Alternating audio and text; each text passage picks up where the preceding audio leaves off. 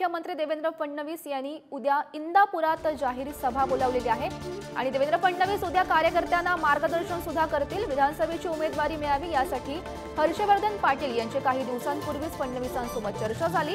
फडणवीसांच्या सभेनंतर हर्षवर्धन पाटील जोमानं कामाला लागणार का हे सुद्धा पाहणं महत्त्वाचं ठरणार आहे। महत्त्वाची बातमी आपण पाहतोय, उद्या इंदापुरात ही जाहीर सभा होईल। तर या संदर्भात माहिती देत आहेत आमचे प्रतिनिधी संदीप भल्लाळ सध्या आपल्या सोबत आहेत। संदीप, महत्त्वाची बातमी आपण पाहतोय, उद्या देवेंद्र फडणवीस यांची इंदापुरात जाहीर सभा पार पडणार आहे।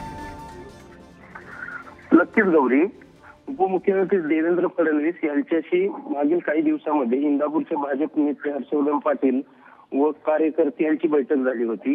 यामध्ये इंदापुरामध्ये महायुतीतील घटक पक्षांवरून सुरू असलेला अन्याय त्यांनी कार्यकर्त्यांनी उपमुख्यमंत्री देवेंद्र फडणवीस यांना सांगितला होता। त्यावरती आपण काहीतरी तोडगा काढू व यासाठी मी इंदापूरला एक जाहीर सभा घेऊन आपल्या सर्व महायुतीतील सर्व नाराजी दूर करण्याचा प्रयत्न करू, असे देवेंद्र फडणवीस यांनी सागर बांगल्यावरती इंदापुरातील भाजप कार्यकर्त्यांना सांगितले होते। त्या अनुषंगानेच उद्या इंदापूरच्या जुन्या मार्केट कमिटीच्या मैदानावरती देवेंद्र फडणवीस यांच्या उपस्थितीत भाजप कार्यकर्त्यांचा मेळावा पार पडणार आहे व यावेळी ते मार्गदर्शन करणार आहेत।